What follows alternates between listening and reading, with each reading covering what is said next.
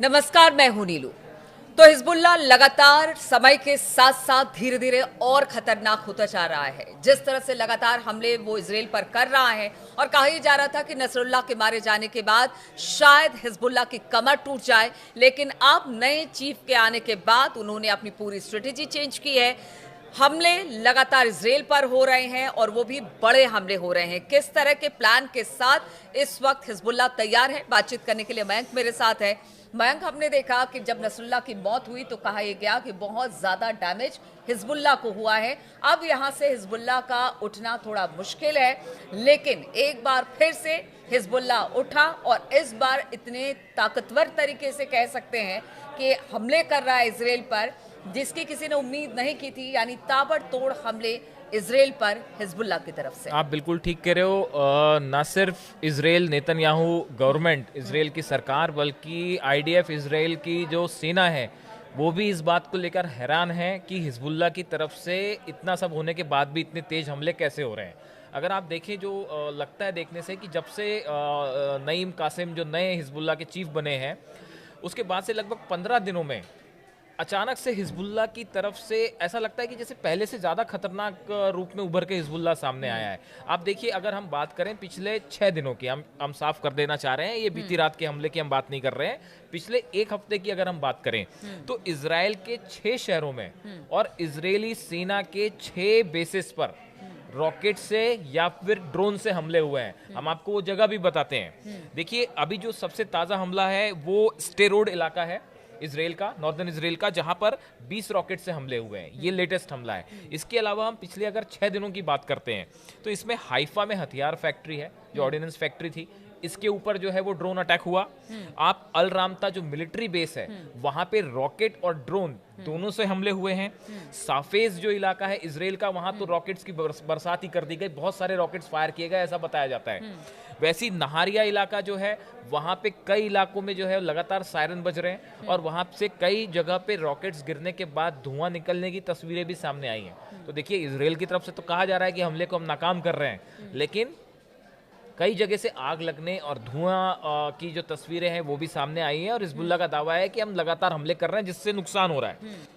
देखिए, नहारिया, साफेज और हाइफा, ये तीन जगह ऐसी हैं जहां पे तो इमरजेंसी लगा दी गई है और यहाँ पे लगातार सायरन बज रहे हैं और जो यहाँ के रहने वाले लोग हैं उनको अलर्ट मोड में रखा गया है कि जैसे ही सायरन बजता है आप फौरन बंकर्स में चले जाइए।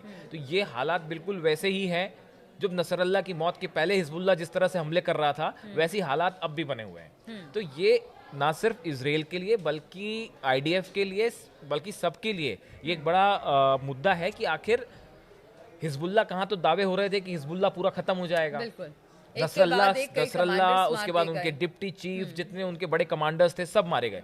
कहा यह जा रहा था कि अब हिजबुल्लाह जो है वो फिर से खड़ा नहीं हो पाएगा, लेकिन आप देखिए, नया चीफ मिलने के बाद 15 दिन में सवाल यह है कि ऐसा अचानक क्या हुआ कि हिजबुल्लाह ने जो है वो पूरी ताकत के साथ इजराइल पे फिर से हमले शुरू कर दिए। और यहाँ पर एक बात और मयंक, जिस तरह से इजराइल लगातार उसने हमले किए, हिजबुल्लाह के कई कमांडरों को मारा, हिजबुल्लाह के कई ठिकानों को टारगेट किया, क्या अब हिजबुल्लाह ये समझ गया है कि देखिए, अगर आपको हमला, मतलब अगर उधर से वार होता है तो आपको हमला करना पड़ेगा अगर अपने आप को बचाना है और खास तौर पर अपने वजूद को बचाना है? देखिए, आप जो कह रहे हो, पहले तो ये बात समझने की जरूरत है कि अचानक 15 दिन में ऐसा हो क्या गया कि हिजबुल्लाह ने जो है वो अपने हमले तेजी से बढ़ा दिए और कहाँ तो नुकसान होने की बात हो रही थी हिजबुल्लाह को, हिजबुल्लाह और खतरनाक जो है सामने आया। इसकी एक जो बड़ी वजह जो है, जो वहाँ के सोशल मीडिया में जिसकी चर्चाएं हैं, इंटरनेशनल मीडिया में, जो लेबनान में और इजराइल के अखबारों में जिसकी चर्चा है, देखिए, ईरान, कहा जा रहा है कि पिछले कुछ दिनों में फिर से, लगभग पिछले 15-20 दिनों में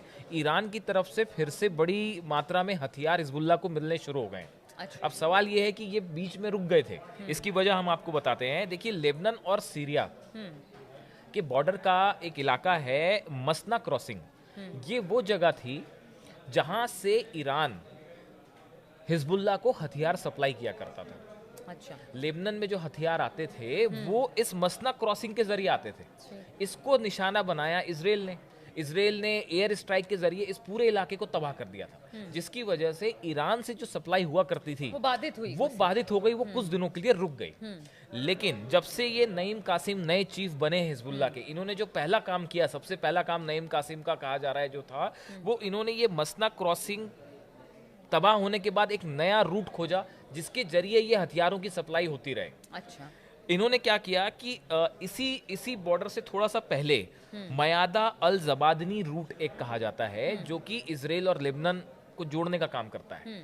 इन्होंने इस रूट से एक नया अपना रास्ता निकाल दिया है, जिसके जरिए अब ईरान जो है वो उसके हथियार फिर से हिजबुल्लाह तक पहुंचने शुरू हो गए हैं। अच्छा। ऐसा एक्सपर्ट्स बता रहे हैं। अच्छा। जो बाल्बेक इलाका है लेबनान का, जहां पे हिजबुल्लाह के हथियारों का गढ़ माना जाता है, वहां पे हथियार पहुंचाए जाने शुरू हो गए हैं और वो इस नए रूट से आ रहे हैं। तो इसकी वजह से जो देखिए इजरायली फोर्स किस तरह से ऑपरेट कर रही है, जो लेबनान में ग्राउंड अटैक हो रहे हैं उसको लेके, पहली चीज तो ये है कि एयर स्ट्राइक्स तो हो ही रही हैं। उसके अलावा जो ग्राउंड फोर्सेस काम कर रही हैं वहां पे जितने गांव हैं, बताया जाता है कि पिछले ऑपरेशन में इजराइल ने 3 गांवों को बम से और बारूद लगा लगा के जो है एक्सप्लोजिव्स लगा के पूरी तरह तबाह कर दिया, क्योंकि वहां के कई सारे घरों में टनल्स में बड़ी मात्रा में हथियार हैं। हिजबुल्लाह के पास हथियारों की कमी नहीं है, बहुत जखीरा था, जिसको तबाह करना आईडीएफ के लिए एक बड़ी चुनौती है। तो आईडीएफ अपने साथ जो है वो एक्सप्लोजिव्स लेके जाते हैं, इनके सैनिक जो है इजराइल के, और जहां पे टनल्स में हथियार है या मकानों में हथियार है, वहां पे एक्सप्लोजिव्स के जरिए उसको उन अड्डों को तबाह किया जा रहा है। तो आईडीएफ की तरफ से लगातार ये काम हो रहा है कि किस तरह से हिजबुल्लाह के हथियारों को तबाह किया जाए। तो ऐसी हालत में हिजबुल्लाह को हथियारों की कमी ना हो, इसके लिए देखिए ईरान ने अभी तक सीधा हमले का जवाब नहीं दिया। इजराइल के हमले का भी ईरान की तरफ से सीधा जवाब नहीं है, लेकिन ईरान ने एक ये बड़ा स्ट्रेटेजिक डिसीजन यहाँ लेते हुए हिजबुल्लाह को तेजी से अपनी मदद बढ़ानी शुरू कर दी है। मदद बढ़ानी, और देखिए अगर यहाँ से सप्लाई होगी तो अगर इजरायली सेना उनके हथियारों को तबाह करती है या उनके बंकरों को तबाह करती है, उससे बहुत ज्यादा फर्क नहीं पड़ेगा। अगर एक तरफ से तबाही हो रही है तो दूसरी तरफ से आमद भी है, बिल्कुल ठीक कह रहे हो आप। यही वजह जो आप कह रहे हो, इसकी वजह से ही आप देखें कि हिजबुल्लाह अभी भी जो है पूरी शक्ति के साथ लगा हुआ है। उसकी वजह यही है कि ग्राउंड ऑपरेशन, देखिए ग्राउंड ऑपरेशन तो हो रहा है। इजरायली सेना ने जब ये हिजबुल्लाह के हमले बढ़े हैं पिछले 6-7 दिनों में, इसके बाद इजराइल ने भी अपना ग्राउंड ऑपरेशन और तेज कर दिया। बताया जा रहा है कि और ज्यादा फोर्सेस जो है लेबनान में जो है वो ग्राउंड पे उतार दी गई हैं।